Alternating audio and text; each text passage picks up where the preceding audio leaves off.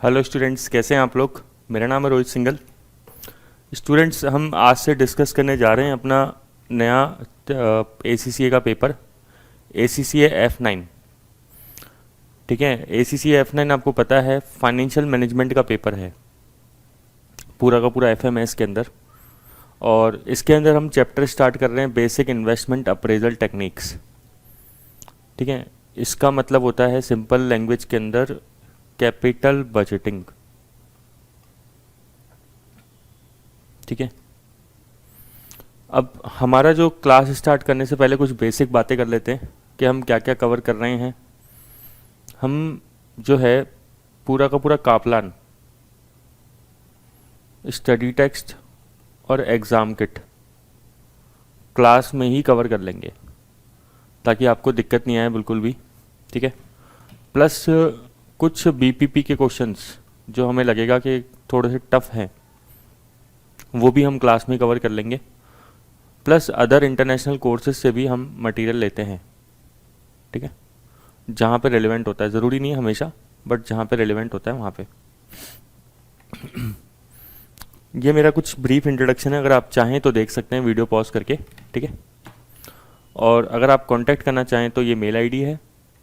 YouTube channel हमारा foundation learning है, website foundationlearning.in, contact number this. और एक हमारी मोबाइल ऐप है फाउंडेशन लर्निंग नाम से, जो गूगल प्ले स्टोर पे अवेलेबल है, आप इसको देख सकते हैं, डाउनलोड कर सकते हैं। इसमें आपको सारे ACCA और USCMA रिलेटेड सारे क्वेश्चन मिल जाएंगे। विदाउट वेस्टिंग अवर टाइम हम चालू कर रहे हैं कैपिटल बजटिंग मतलब इन्वेस्टमेंट डिसीजन। अब हम इस चैप्टर के अंदर कैसे आगे बढ़ेंगे, पहली बात तो ये ध्यान रखना कि अगर हमने ये चैप्टर इन क्लासेस देखने के बाद आपको कुछ करने की ज़रूरत नहीं है। मतलब आपको बुक या फिर कोई एग्ज़ाम किट, कोई भी स्टडी मटेरियल अलग से पढ़ने की ज़रूरत नहीं है। बस आप सिंपल एक काम कर सकते हैं कि ये क्लासेस देख लीजिए, प्लस इससे रिलेटेड जो क्लास के जो PPTs होते हैं वो आपको मिल जाएंगे PDF फॉर्मेट के अंदर, उनको आप स्टडी कर लीजिए। बस क्लासेस और PPTs जो क्लास के नोट्स हैं वो, इसके अलावा आपको कुछ प्रैक्टिस करने की ज़रूरत नहीं है। ठीक है, ये मोर देन सफिशेंट होगा आपको एग्ज़ाम पास करने के लिए। ठीक है, मेरे को करीबन इस फील्ड के अंदर 12 ईयर से ज़्यादा हो चुका है। 2007 से जो है मैं अप्रॉक्स पढ़ा रहा हूँ स्टूडेंट्स को, और ये है प्रोफाइल। ठीक है, अब चलिए, अब हम इस चैप्टर के अंदर कहाँ से स्टार्ट कर रहे हैं। Accounting profit and cash flows, ये क्या होता है, ये cash flow and relevant cost, ये return on capital employed, payback, advantage disadvantage, ये सब चीज़ें पढ़नी है। ठीक है, अभी तक हमने कुछ पढ़ा नहीं है, बस केवल एक बेसिक चीज़ें देख रहे हैं कि भाई कैसे हम आगे चलेंगे। अब आप पहले तो ये बताइए कैपिटल बजटिंग होता क्या है। ये सब चीज़ें छोड़ दीजिए जो लिखी हुई है यहाँ पे। ठीक है, उस सब से आपको कोई मतलब नहीं है अभी। आप ये डिस्कस करिए एक कैपिटल बजटिंग मतलब क्या होता है। कैपिटल बजटिंग मतलब कि कंपनी एक बहुत बड़ा कैपिटल एक्सपेंडिचर करने जा रही है। स्टूडेंट्स, आपको पता होगा दो तरह के एक्सपेंडिचर होते हैं, एक तो रेवेन्यू एक्सपेंडिचर और एक कैपिटल एक्सपेंडिचर। रेवेन्यू एक्सपेंडिचर वो एक्सपेंडिचर होते हैं जो बार बार होते हैं, नॉर्मली रैकरिंग नेचर के होते हैं। ठीक है, जनरली इसका अमाउंट जो है स्मॉल होता है। ठीक है, और ये असेट को मेंटेन करने के लिए किए जाते हैं।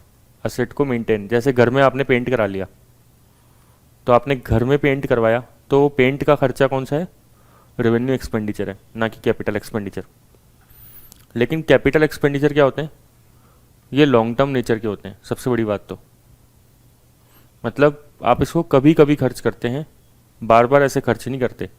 रेवेन्यू एक्सपेंडिचर में जैसे सैलरी आप हर महीने पे करते हैं, हर मंथ। रेंट, इंश्योरेंस साल में एक बार चला जाता है, लेकिन रेकरिंग नेचर का, हर बार जाएगा ही जाएगा, फिक्स है, साल में 1 या 2 बार जो भी है। लेकिन कैपिटल एक्सपेंडिचर क्या है, लॉन्ग टर्म है, 5-10 साल में एक बार खर्च करना पड़ता है। जैसे आपने अपना लैपटॉप ले रखा है, तो वो भी क्या है, एक कैपिटल नेचर का एक्सपेंडिचर है। कंपनीज में इस तरीके से फर्नीचर, प्लांट, मशीनरी, ये सब लॉन्ग टर्म नेचर के कैपिटल एक्सपेंडिचर खर्चे होते हैं। अब एक कंपनी जब कैपिटल एक्सपेंडिचर करती है तो बहुत ही ज़्यादा बड़ा अमाउंट इन्वॉल्व होता है, बहुत ही ज़्यादा। ठीक है, जैसे कंपनी को कोई प्लांट डालना है। ठीक है, सपोज करिए कंपनी प्लांट डालने का सोच रही है किसी भी कंट्री के अंदर, से एग्जांपल मॉरिशस के अंदर कोई कंपनी प्लांट डालने का सोच रही है। तो अब ये जो एक्सपेंडिचर है, ये इतना बड़ा एक्सपेंडिचर है कि इसको करने के बाद कंपनी इससे पीछे नहीं हट सकती। ये एक इरिवर्सिबल नेचर का खर्चा है, इरिवर्सिबल। अगर पीछे हटने की सोची तो बहुत ज़्यादा नुकसान हो सकता है। तो इतना मोटा खर्चा जो है वो कौन सा एक्सपेंडिचर होता है? कैपिटल एक्सपेंडिचर होता है। हम इसी के लिए प्रॉपर प्लानिंग करने जा रहे हैं, ठीक है। तो इससे रिलेटेड कुछ अप्रेजल टेक्निक्स होती है कि भाई ये खर्चा हम एक्सपेंडिचर हम करें या नहीं करें, इतना बड़ा लॉन्ग टर्म का एक्सपेंडिचर हम करें या नहीं करें। तो इस प्लानिंग के लिए हम क्या कर रहे हैं, कैपिटल बजटिंग चैप्टर पढ़ रहे हैं जिसका नाम है इन्वेस्टमेंट एनालिसिस या इन्वेस्टमेंट अप्रेजल टेक्निक्स, ठीक है। इसको अलग अलग नाम से जानते हैं। मतलब हम देखो ऐसी कोई प्लांट खरीदना सोच रहे हैं, इतना बड़ा कोई प्लांट खरीदना सोच रहे हैं, है ना। अब आप देखो ये दूर से इतना बड़ा लग रहा है, इसमें कितना बड़ा एक्सपेंडिचर इन्वॉल्व होगा, ठीक है। तो ये इरिवर्सिबल नेचर का एक्सपेंडिचर होता है जनरली, मतलब इसको हम बार बार खर्चा नहीं कर सकते, ठीक है। तो कैपिटल एक्सपेंडिचर की बात हो रही है। कैपिटल एक्सपेंडिचर को नॉर्मली कैपेक्स बोलते हैं, ये आपको पता होगा। लॉन्ग टर्म नेचर का खर्चा है, इरिवर्सिबल है डिसीजन, बहुत बड़ा अमाउंट इन्वेस्ट होता है इसके अंदर। इतना बड़ा है कि कंपनी की जो सक्सेस है, कंपनी की जो स्टेबिलिटी है, वो इसी पे डिपेंड करती है फ्यूचर के अंदर। अगर कंपनी ये एक्सपेंडिचर के अंदर अनसक्सेसफुल हो गई, मतलब करा और कंपनी को बाद में नुकसान हो गया, तो वो नुकसान ऐसा है कि कंपनी का गोइंग कंसर्न भी इफेक्ट कर सकता है, ठीक है। अच्छा, वैसे ये पता हूँ आपको, जो कैपिटल वेटिंग चैप्टर था आपके F2 में भी था, ठीक है, और कई सब्जेक्ट्स में आ चुका है। लेकिन अपन मानेंगे कि अभी तक आप बिल्कुल भी कैपिटल बजटिंग चैप्टर जो है आपने नहीं पढ़ा, और हम बिल्कुल ज़ीरो से स्टार्ट कर रहे हैं इस चैप्टर को, ठीक है। तो चाहे ग्रेजुएशन में पढ़ा हो या नहीं पढ़ा हो, उससे कोई फ़र्क नहीं पड़ता। मैं ये मान के चलता हूँ कि आपने ये चैप्टर अभी तक बिल्कुल भी कहीं पे भी नहीं पढ़ा। क्लियर क्या? तो इसलिए कंपनी क्या करती है, क्योंकि इतना बड़ा एक्सपेंडिचर है, तो कंपनी को एक अच्छा कैपिटल बजटिंग प्रोसेस यूज़ करने की ज़रूरत है, ठीक है, कि एनालिसिस करने की ज़रूरत है कि ये एक्सपेंडिचर करें या नहीं करें। जैसे हम घर में वॉशिंग मशीन भी खरीदते हैं तो इधर उधर चेक करते हैं ना, कि कहीं कई बार पहले तो हम खैर जाते थे फिजिकली, अब हम पहले अमेज़ॉन पे चेक कर लिया, फिर फ्लिपकार्ट पे चेक कर लिया, फिर आसपास की शॉप पे भी जाया, ठीक है, फिर जाके हम वॉशिंग मशीन खरीदते हैं, क्योंकि वो कैपिटल एक्सपेंडिचर डिसीजन होता है एक। भाई वॉशिंग मशीन हर साल तो आएगी नहीं, 4-5 साल की गई एक बार खरीदने के बाद, तो हम देखते हैं उससे कितना फ़ायदा होगा, कितना चलेगी, वो सब चीज़ें हैं। और कंपनी को तो यहाँ पे सीधा सीधा ये रेवेन्यू जनरेट करके देगा। आप सोचो कोई प्लांट एंड मशीनरी कंपनी खरीद रही है, तो कंपनी को कितनी रेवेन्यू जनरेट होने वाली है फ्यूचर के अंदर। वो प्लांट एंड मशीनरी प्रोडक्शन करके देगी, प्रोडक्शन करने से सेल्स होगी, सेल्स करने से प्रॉफिट होगा, ठीक है। तो कंपनी इसको फ्यूचर को देखते हुए ये सब चीज़ें परचेज करती है। इन्वेस्टमेंट तो प्रॉफिट को लेके होता है ना। देखो ऐसी बड़ी बड़ी स्टील प्लांट्स हो गया, ठीक है, आयरन प्लांट हो गया, इस तरीके से बड़ा बड़ा प्लांट डालने का सोच रही है। इनमें सीधा सीधा खर्चा होता है 40,000 करोड़, 30,000 करोड़। अब आपको पता है रिलायंस की जो रिलायंस इंडस्ट्रीज़ लिमिटेड है ना, रिलायंस इंडस्ट्रीज़ लिमिटेड की जामनगर जो गुजरात है, वहाँ पे एक बहुत बड़ी रिफाइनरी है, ठीक है, बहुत बड़ी रिफाइनरी है। तो उसमें कितना एक्सपेंडिचर हुआ होगा सोचो। रिफाइनरी किस चीज़ की? ऑयल रिफाइन करने की रिफाइनरी है ना। अब इस चैप्टर को शुरुआत करने से पहले हम कुछ बेसिक बातें डिस्कस कर लेते हैं। बेसिक जैसे इसमें कैश फ्लो मतलब क्या होता है, क्योंकि बार बार एक टर्म आएगा कैश फ्लो या सीफैट, ठीक है। इसका मतलब क्या होता है वो हम देख लेते हैं, ताकि हमें बार बार दिक्कत ना आए। देखो अपन जब क्या बनाते हैं, P&L बनाते हैं, ठीक है। तो P&L किसके हिसाब से बनता है बताओ? अकाउंट्स के हिसाब से बनता है, या इनकम स्टेटमेंट बोल दो या P&L बोल दो, ठीक है।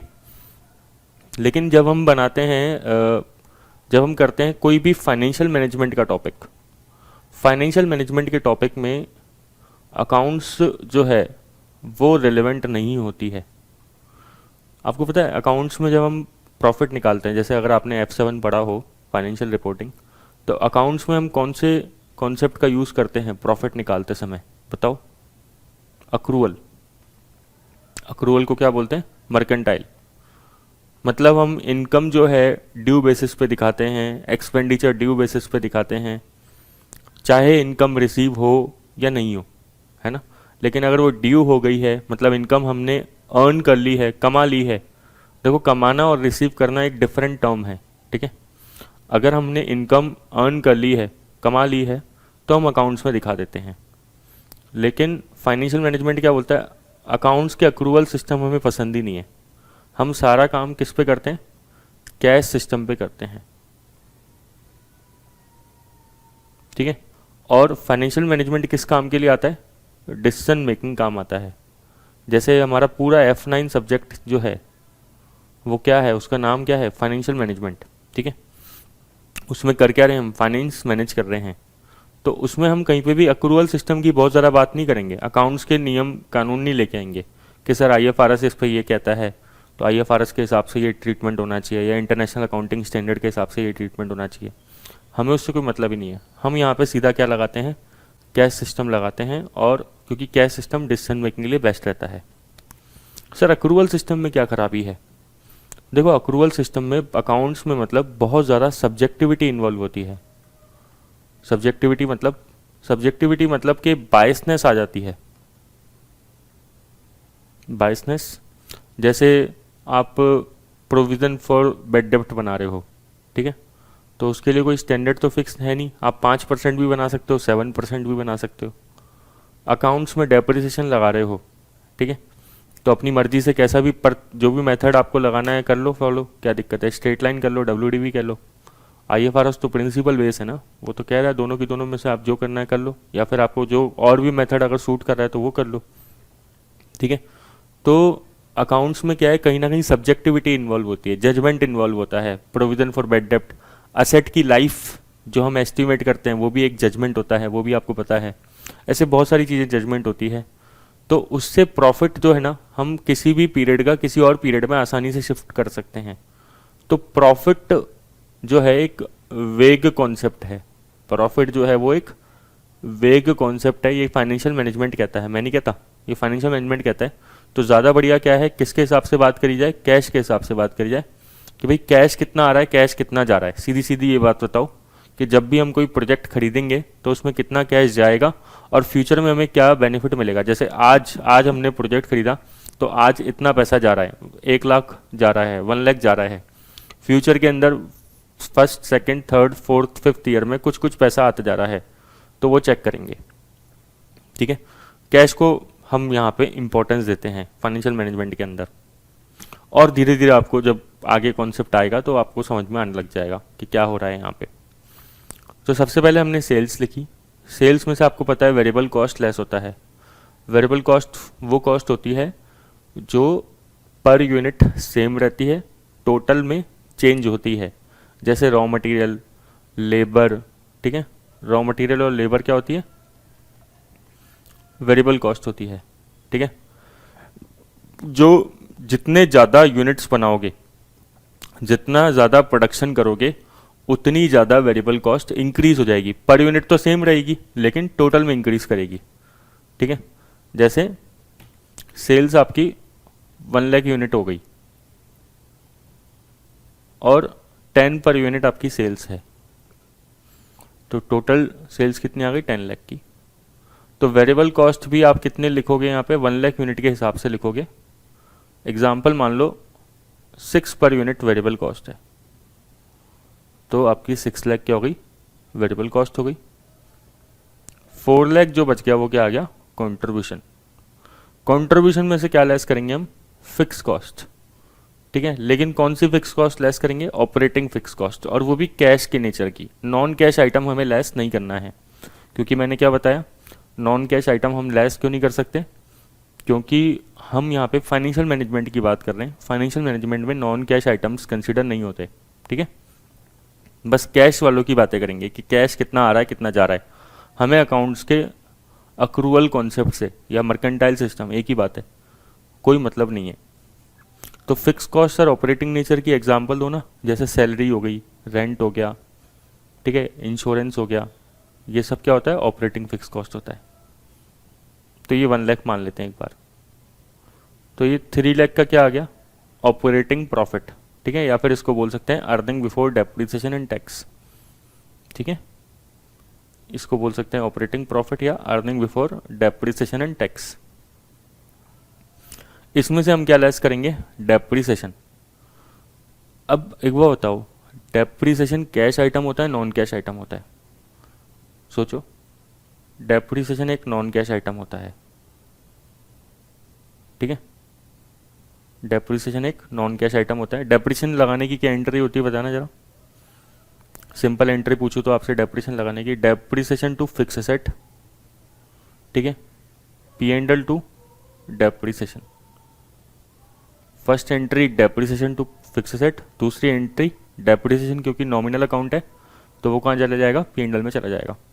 तो P and L to depreciation, बिल्कुल सही बात है। तो डेप्रिसिएशन एक नॉन कैश आइटम है। सर फिर इसको क्यों लेस कर रहे हैं, अभी तो आपने बोला था कि नॉन कैश आइटम लेस नहीं होता। एक बार फिर भी लेस कर देते हैं, मैं आपको बताता हूँ क्यों लेस करते हैं, ठीक है। लॉजिक पे अपन डिस्कस करते हैं अभी बाद में। तो इसको मान लेते हैं 50,000 है ना, 50,000 को 0.5 लाख लिख दूँ, कोई दिक्कत नहीं है आपको? नहीं सर कोई दिक्कत नहीं है, वेरी गुड। 2.5 लाख का आ गया अर्निंग बिफोर टैक्स, उसमें से टैक्स माइनस करो। सपोज करो टैक्स रेट 30% है, ठीक है। तो 2.5 का 30% कितना होता है, 0.75 है।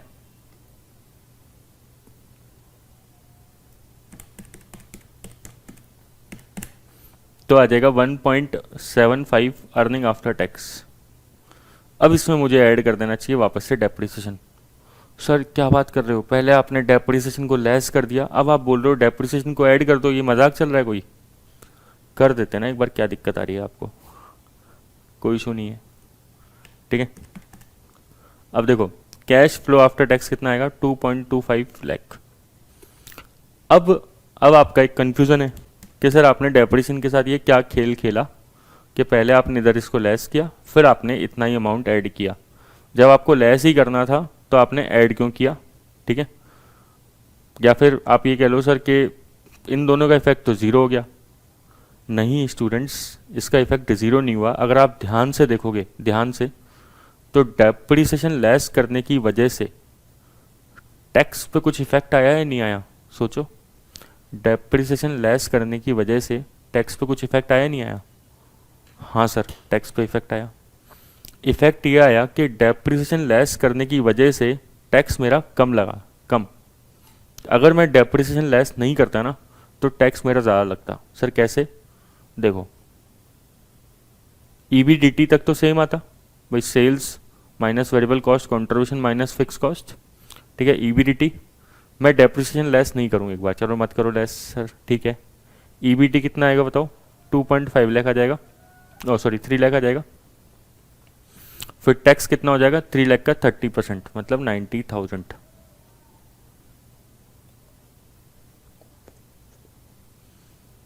ठीक है। तो 3 माइनस 0.9 कितना हो जाएगा, 2.1। अब आप सोचो, डेप्रिसिएशन लेस करने की वजह से, डेप्रिसिएशन लेस करने की वजह से टैक्स देख रहे हो मेरा कम लगा। किधर टैक्स कम लग रहा है, जब हमने 75,000 टैक्स पे करा तब, या फिर 90,000 टैक्स पे करा तब? सर 75 क्यों हुआ?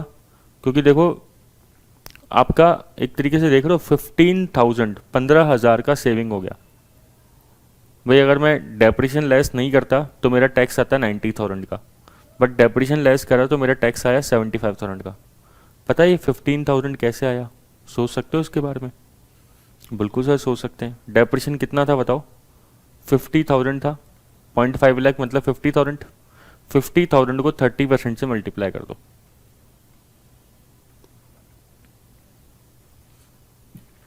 ये जो डेप्रिसिएशन की वजह से टैक्स में सेविंग आ रही है तो पता है कितनी आ रही है, 15,000 आ रही है। इसको बोलते हैं डेप्रिसिएशन टैक्स सेविंग, ठीक है, या डेप्रिसिएशन टैक्स शील्ड। सेविंग्स को पता है कई लोग शील्ड भी बोलते हैं, ठीक है, या कई लोग इसको बेनिफिट भी बोलते हैं, एक ही बात है भाई। डेप्रिसिएशन लेस करने की वजह से, डेप लेस करने की वजह से टैक्स में मुझे बेनिफिट मिला, तो कितनी बढ़िया बात है। तो सर ठीक है, आपने लेस कर दिया, फिर यहाँ पे सर आपने अर्निंग आफ्टर टैक्स के बाद वापस से डेप्रिसिएशन ऐड किया, क्यों ऐड किया सर? देखो मैंने आपको क्या बताया था, डेप्रिसिएशन एक नॉन कैश आइटम होता है, और हमने अभी स्टार्टिंग में डिस्कस किया था कि नॉन कैश आइटम को फाइनेंशियल मैनेजमेंट में कंसीडर नहीं करते। ठीक है, क्यों नहीं करते? क्योंकि हम अक्रूवल कॉन्सेप्ट के हिसाब से नहीं चलते, हम यहाँ पे कैश सिस्टम के हिसाब से बात कर रहे हैं। ठीक है सर, इस क्योंकि हमने यहाँ पे डेप लेस कर दिया था, ठीक है, तो इसलिए हमें वापस से डेप का इफेक्ट ख़त्म करने के लिए ऐड करना पड़ा। लेकिन अगर आप देखोगे तो हमने बहुत स्मार्टली बीच में टैक्स का बेनिफिट कंसीडर हो चुका है, अपने आप ही टैक्स का बेनिफिट हो चुका है ना। अब देखो, अगर कोई बिल्कुल स्टूडेंट ऊपर से सोचे है ना, ठीक है, बिल्कुल दिमाग लगाए बिना, तो वो सोचेगा बिल्कुल सिंपल कि 50,000 लेस किया, 50,000 ऐड हुआ, इफेक्ट जीरो हो गया। लेकिन ऐसा नहीं है, ठीक है। अगर आप देखोगे तो हमने यहाँ पे 15,000 का टैक्स बेनिफिट अपने आप इनकॉर्पोरेट हो चुका है, क्योंकि देखो ये परसेंटेज है ना, टैक्स किस में है? परसेंटेज में। अगर अर्निंग बिफोर टैक्स जितना कम आएगा, ठीक है, उतना ही तो टैक्स कम लगेगा ऑब्वियसली। अब यहाँ पे देखो, पहले अगर हमने डेप्रिसिएशन लेस नहीं किया होता तो अर्निंग बिफोर टैक्स 3 लाख आता, तो उस पर 30% टैक्स फिर ज़्यादा आता ना टैक्स, तो ये वाली बात है। तो कुल मिला के आपको क्या ध्यान रखना है, हमने बहुत इंपॉर्टेंट चीज़ सीखी है कि डेप्रिसिएशन जो है वो लेस क्यों करते हैं, क्योंकि हमें टैक्स का बेनिफिट मिलता है ना, वरना हमें लेस करने का कोई मज़ा नहीं है, कोई मतलब नहीं है। लेकिन फिर हमने वापस से ऐड बैक क्यों किया डेप्रिसिएशन को हमने ऐड इसलिए किया क्योंकि हम नॉन कैश आइटम को कंसीडर नहीं करते हैं। क्लियर क्या? तो ये जो लास्ट में आता है, ये जो लास्ट में वैल्यू आती है, उसे बोलते हैं कैश फ्लो आफ्टर टैक्स, या फिर इसको प्यार से बोल सकते हैं सीफेट। सर इसमें कैश फ्लो वर्ड क्यों यूज़ किया गया? देखो कैश फ्लो इसलिए किया गया क्योंकि अगर हमने डेप्रिसिएशन लेस किया तो ये नॉन कैश आइटम था, ठीक है, लेकिन अगर वापस से डेप्रिसिएशन ऐड बैक कर दिया तो डेप्रिसिएशन का इफेक्ट खत्म हो गया।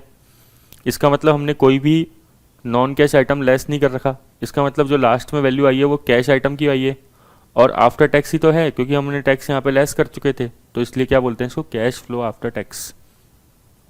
सर क्या हमें ये टेबल जो है या स्टेटमेंट जो है काम आएगा? बहुत ज़्यादा काम आएगा, काम नहीं आएगा, केवल बहुत ज़्यादा काम आएगा, ठीक है।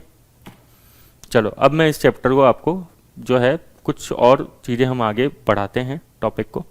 ये अभी सब खत्म नहीं हुआ है, ये केवल मैंने आपको एक हिंट देना चालू किया है, ठीक है ना, समझाना चालू किया है। अभी इसकी हमें बहुत सारी प्रैक्टिस करनी है। मज़ा तभी आएगा जब आप क्वेश्चन करोगे, लेकिन क्वेश्चन धीरे धीरे आगे आएंगे ना। सर आज हम क्या पढ़ रहे हैं? आज हम पढ़ेंगे रिटर्न ऑन कैपिटल एम्प्लॉयड, ठीक है।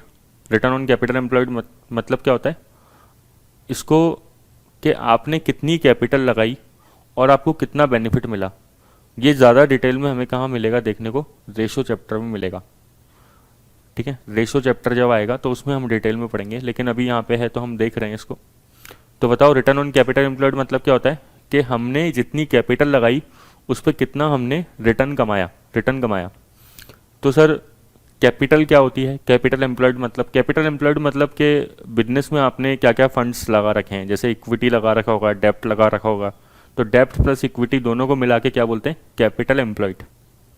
डेप्ट मतलब लोन हो गया, इक्विटी मतलब ओनर्स फंड हो गया। इक्विटी में जैसे equity share capital, preference shares, reserves and surplus, ये सब इक्विटी का पार्ट होता है, ठीक है। बट ज़्यादा डिटेल में डिस्कस करेंगे रेशो जब पढ़ेंगे।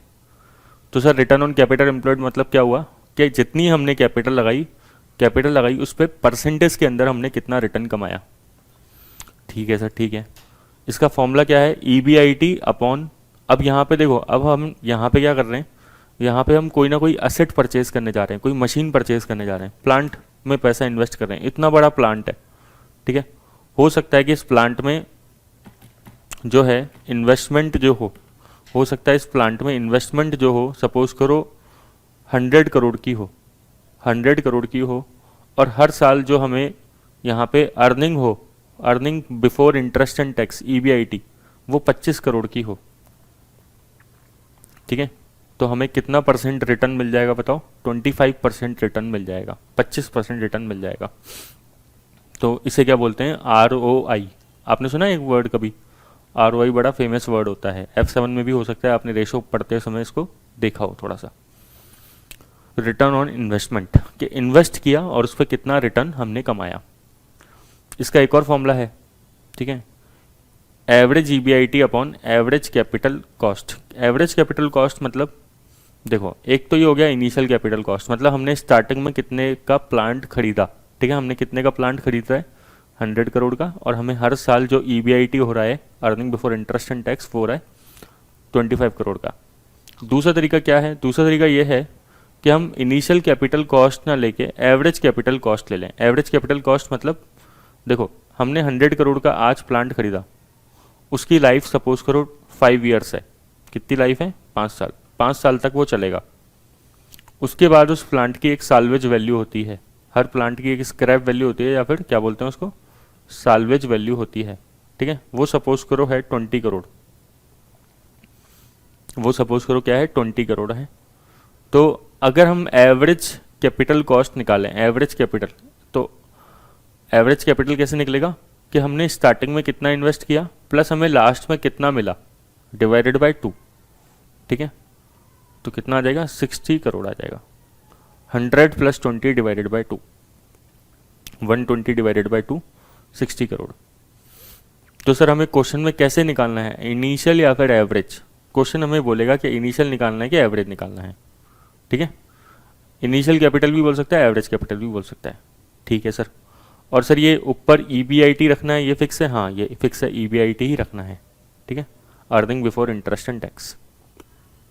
हाँ लेकिन इसमें से अगर आपने ध्यान से देखा हो कभी, तो पहले EBDT होता है, ठीक है, उसमें से जब डेप्रिशन लेस कर देते हैं तो EBT होता है।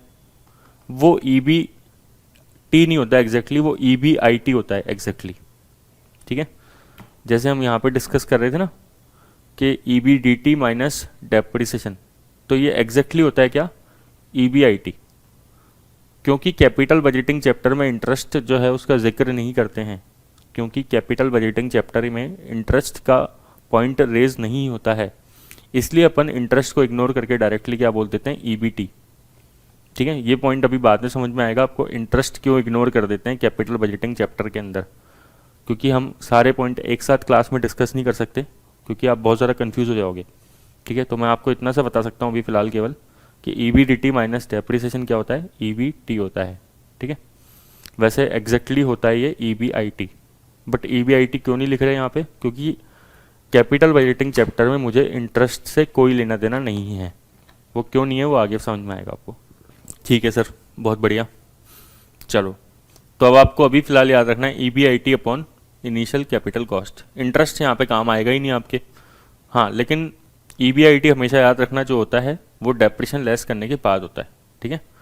तो जब भी आप ये वैल्यू निकालेंगे EBIT, ठीक है, इसका मतलब इसमें से डेप्रिशन डिडक्ट करना पड़ेगा। अब देखो भाई क्वेश्चन है ना, कई बार हमसे खेलता है। खेलता कैसे है?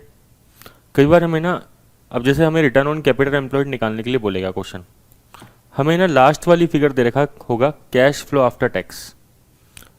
क्या लिख रखा होगा? Cash flow after tax. अब कैश फ्लो आफ्टर टैक्स है, लेकिन आपको कहाँ पहुँचना होगा? EBIT पे, ठीक है।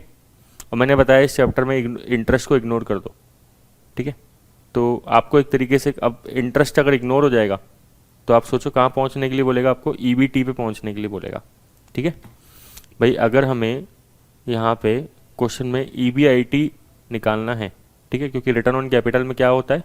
EBIT काम का होता है, ठीक है, earning before interest and tax. लेकिन मैंने बताया इंटरेस्ट इग्नोर कर दो, तो EBT निकालना है, यहाँ तक पहुँचना है आपको, इस फिगर तक, और आपको कैश फ्लो आफ्टर टैक्स दे रखा है, तो आप क्या करोगे बताओ? अब आप देखोगे तो डेप्रिसिएशन जो ऐड बैक है, जो डेप्रिसिएशन ऐड हो रखा है उसको लेस कर दोगे, उल्टा चलोगे पीछे की तरफ, तो अर्निंग आफ्टर टैक्स आ जाएगा। अर्निंग आफ्टर टैक्स में से जो टैक्स, जैसे अर्निंग आफ्टर टैक्स निकालने के लिए हमने टैक्स पहले से लेस कर रखा है, तो उसको ऐड बैक कर देंगे तो क्या आ जाएगा? EBT आ जाएगा। जैसे एक एग्जांपल लेता हूं मैं आपको, है ना, 1 मिनट, है ना।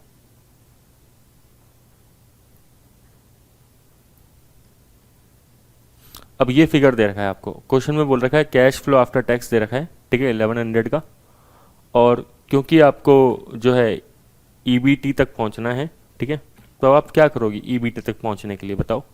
क्योंकि आपको रिटर्न ऑन कैपिटल एम्प्लॉयड निकालना है, तो जो डेप्रिसिएशन ऐड है, ऑलरेडी एडिड है, उसको आप क्या कर दोगे? 1000 माइनस कर दोगे 200, तो कितना आ जाएगा? 900। और ये टैक्स जो लेस है उसको आप क्या कर दोगे, ऐड बैक कर दोगे। ठीक है, तो कई बार हमें इस तरीके से क्वेश्चन में करना होता है। सर कैसे करेंगे, अब हम एक क्वेश्चन करके देखते हैं। ठीक है, अच्छा ये ध्यान रखना, ये इनिशियल होगा या एवरेज होगा वो हमें क्वेश्चन खुद ही बोल देगा, हमें कोई परेशान होने की ज़रूरत नहीं है इसके लिए। ठीक है, तो रिटर्न ऑन इन्वेस्टमेंट मैंने क्या बताया कि आपने इन्वेस्ट किया स्टार्टिंग में, पैसा लगाया और फिर देखो ये पेड़ उग गया, मतलब ये रिटर्न मिल गया। ठीक है,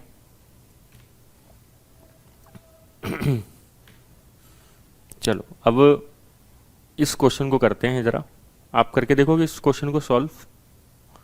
A project involves the immediate purchase of an item of plant costing $1,10,000.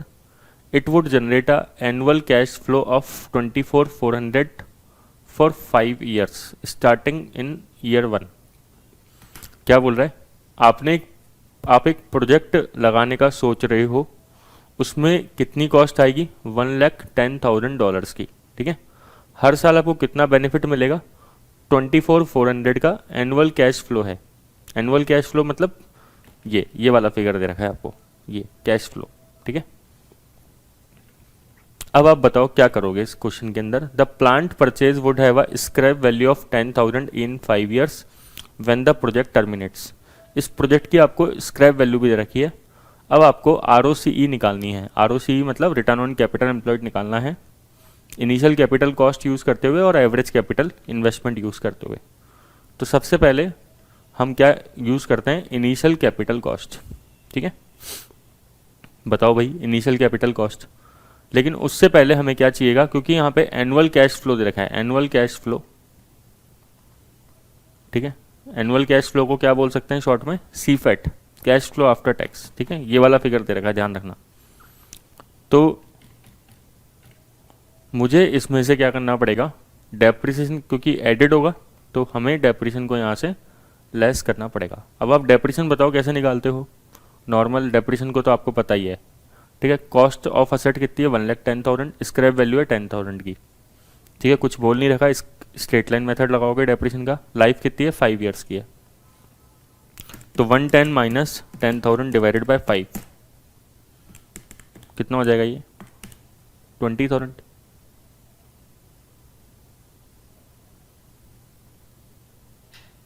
ठीक है, अगर उसके हिसाब से चलोगे आप तो बताओ कहाँ तक पहुँच गए आप, EAT तक पहुँच गए। अब इसमें से टैक्स लेस है तो आप एड बैक कर दोगे, क्योंकि अपन को तो EBT तक पहुँचना है ना, तो ऐड करो इसमें टैक्स। ज़रा देखना क्वेश्चन में टैक्स दे रखा है क्या, नहीं दे रखा। ठीक है, टैक्स है ही नहीं, तो यही हमारा आ गया क्या, EBT। ठीक है, और मैंने आपको बताया था कि EBT ही इस चैप्टर में EBIT है। ठीक है, क्योंकि इंटरेस्ट इग्नोर हो जाता है। इंटरेस्ट क्यों इग्नोर होता है वो बाद में देखेंगे। तो अपन क्या करेंगे, अब लगाओ formula, EBIT upon capital employed, मतलब इनिशियल कैपिटल। इनिशियल से पूछ रहे हैं ना ये अपन से, तो इनिशियल हमने कितना लगाया था, 1,10,000 इंटू 100, तो 44 डिवाइड बाई 110 इंटू 100, मतलब कितना परसेंट हम रिटर्न कमा सकते हैं इस प्रोजेक्ट से, 40% का। दूसरा क्या बोल रहा है, एवरेज कैपिटल के हिसाब से निकालो। एवरेज कैसे, 4400 अपॉन करो opening plus closing divide by 2। ठीक है, 110 स्टार्टिंग में लगाया, 10,000 बाद में मिलेगा, तो 110 प्लस 10,000 डिवाइडेड बाय 2,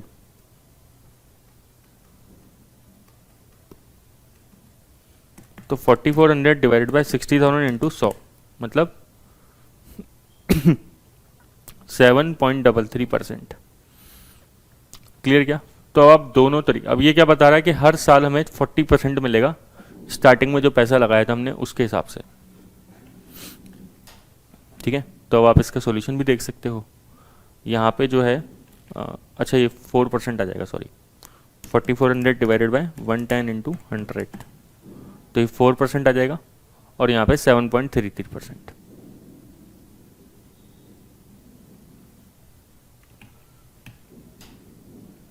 क्लियर क्या, चलो अब हम देखते हैं नेक्स्ट क्वेश्चन। ये रहा, a project require a initial investment of 8 lakh and earns net cash flow as follows.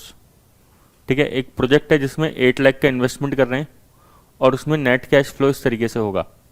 कैसे होगा देखो नेट कैश फ्लो, ईयर 1 2 3 4 5 6 7।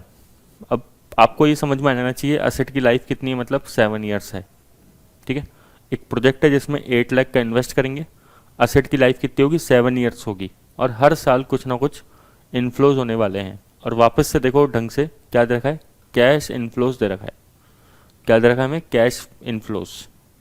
ठीक है, जब भी हमें कैश इन्फ्लोज दे, ठीक है, इसका मतलब क्या है, हम यहाँ पे खड़े हैं इधर लास्ट पॉइंट पे, तो इसमें डेप्रिशन ऑलरेडी एडिड है, तो पहले हमें सबसे पहले क्या करना पड़ेगा, डेप्रिशन लेस करना पड़ेगा। और टैक्स ऑलरेडी डिडक्टेड है, माइनस है, तो टैक्स ऐड करना पड़ेगा, तब जाके हम ईबीटी तक पहुंचेंगे।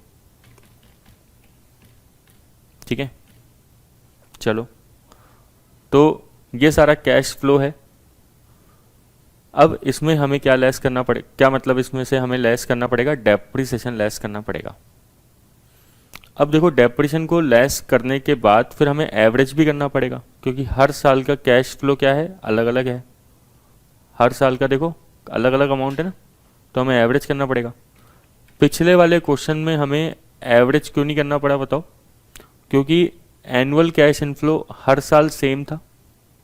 तो जब हमने डेप्रिसिएशन लेस किया तो डेप्रिसिएशन भी स्ट्रेट लाइन मेथड से हर साल सेम ही था। तो अगर मल्टीप्लाई करते 5 से और फिर डिवाइड करते 5 से तो कोई कोई लॉजिक नहीं निकलता, सेंस नहीं निकलता।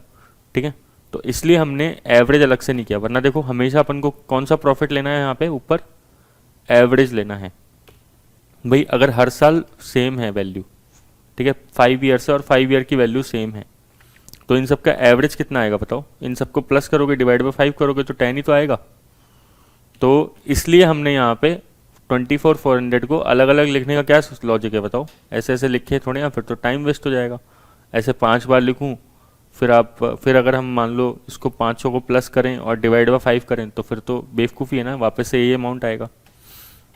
ठीक है, लेकिन इस क्वेश्चन में ये सब चीज़ें रिक्वायर्ड हो जाएगी। क्यों रिक्वायर्ड हो जाएगी, क्योंकि देखो हर साल इनफ्लोज अलग अलग है।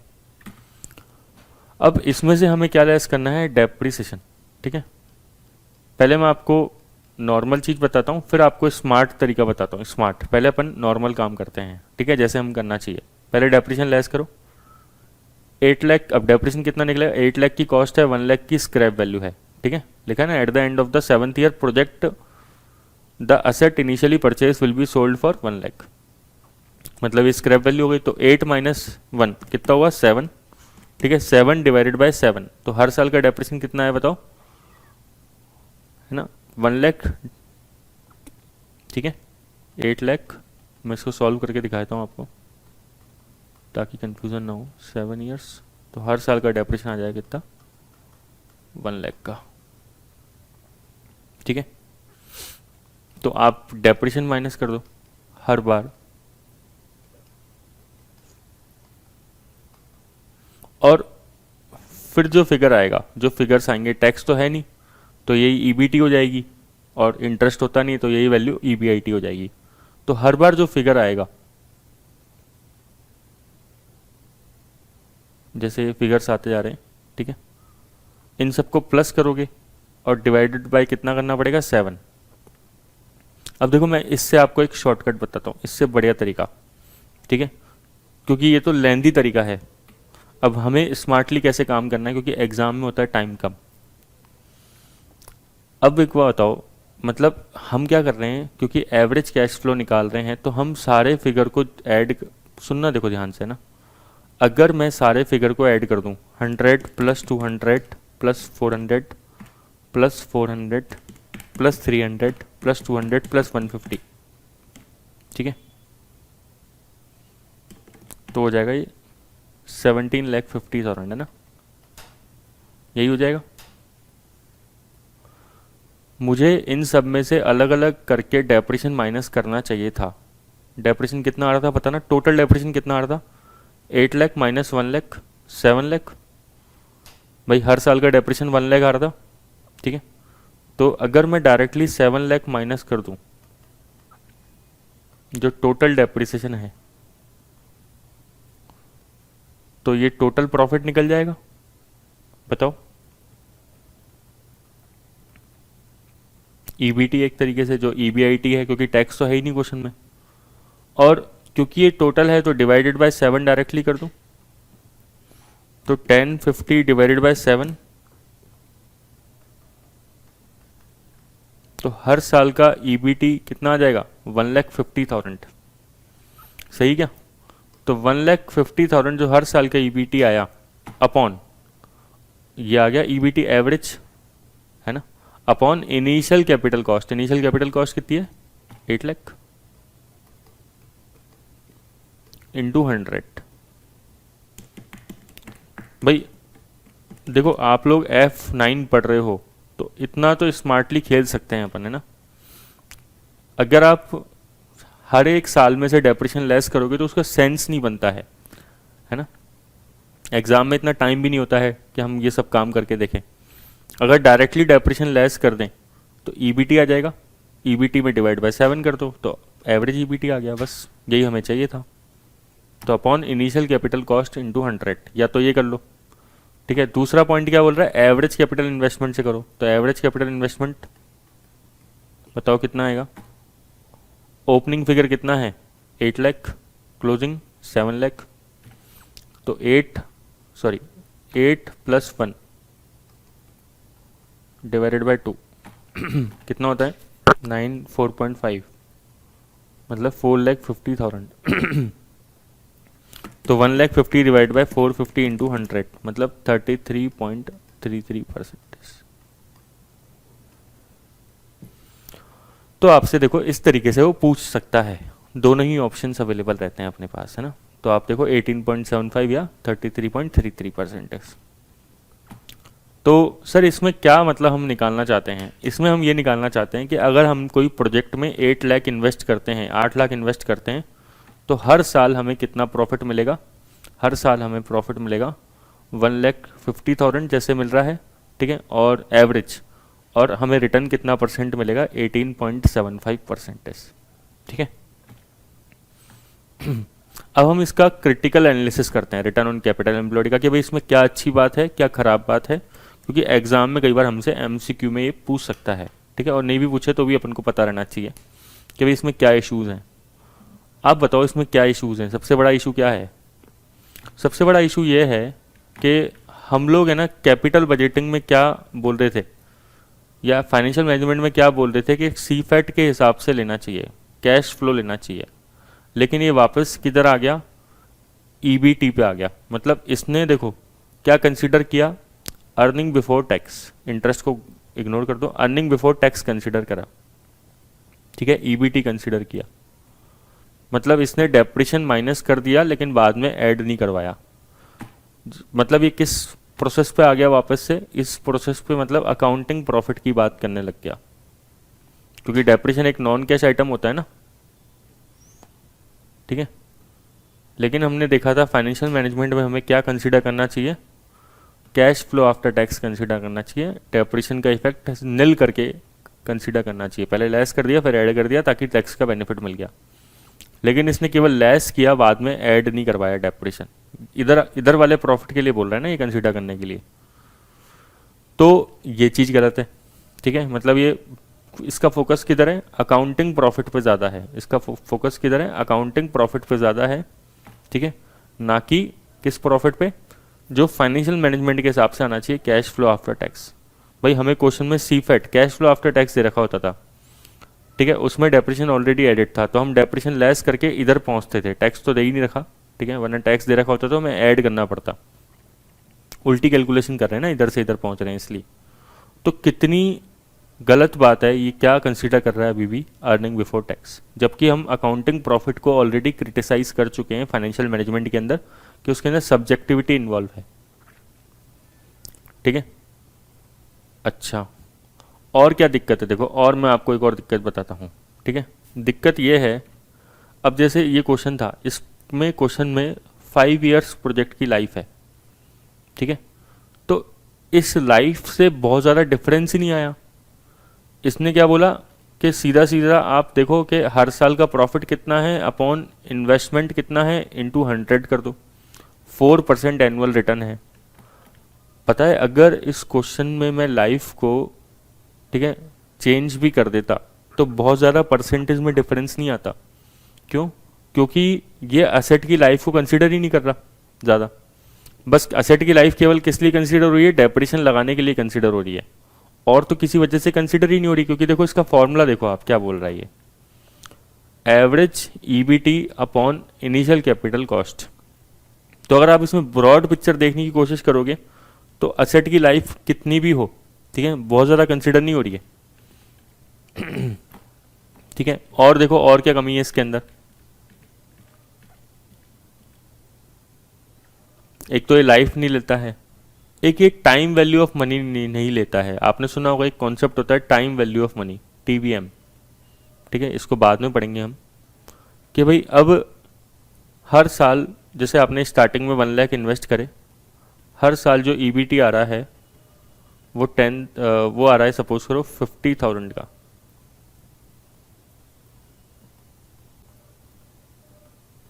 ठीक है,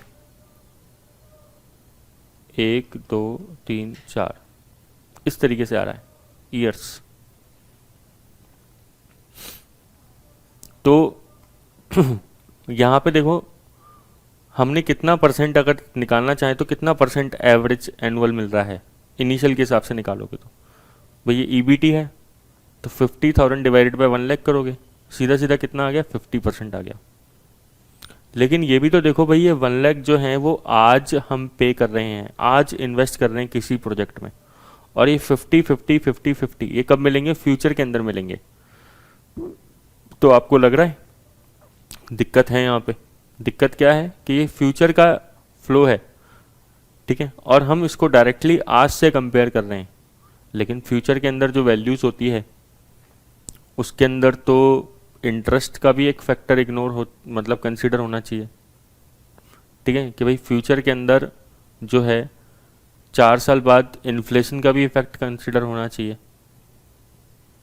ये जो 50-50 हज़ार हर साल मिल रहे हैं, क्या इनकी वैल्यू हर साल सेम रहेगी? क्या 1 ईयर बाद जो 50,000 मिलेंगे, क्या वो 2 ईयर बाद जो 50,000 मिलेंगे, क्या ये दोनों की दोनों सेम 50-50 रहेंगे, या इनकी वैल्यू में कोई डिफरेंस आ जाएगा? तो ये सब चीज़ें कंसीडर नहीं करता क्या? Capital return on capital employed. ठीक है, और जैसे मैंने बताया अकाउंटिंग प्रॉफिट को कंसीडर कर रहा है, अकाउंटिंग पॉलिसी के हिसाब से इसलिए वेरी भी कर सकता है क्योंकि ईबीटी ले रहा है, earning before tax. Depreciation less कर दिया, अगर डेप्रिसिएशन ही लेस कर दिया आपने तो डेप्रिसिएशन तो आप अकाउंट्स के हिसाब से किसी भी मेथड के हिसाब से लगा सकते हो। ठीक है, फ़ायदे क्या हैं? सिंपल है, और अदर अकाउंटिंग मेजर्स के साथ इस्तेमाल, मतलब अकाउंटिंग के अंदर तो कोई दिक्कत ही नहीं है, अकाउंटिंग प्रॉफिट काम ले रहा है ना, इसलिए। तो ये सारी फ़ायदे हैं, ये सारी दिक्कतें हैं। ठीक है, आपने कभी ना कभी रिटर्न ऑन कैपिटल एम्प्लॉयड पढ़ा भी होगा, बट अपन जब कैपिटल बजटिंग के बाद रेशो उठाएंगे चैप्टर, ठीक है, तो उधर उसको और डिटेल में डिस्कस कर लेंगे। ठीक है, रिटर्न ऑन कैपिटल एम्प्लॉयड को। तो एक बार आप इतना देख लो, उसके बाद हम बाकी नेक्स्ट क्लास में देखते हैं। ठीक है, थैंक यू।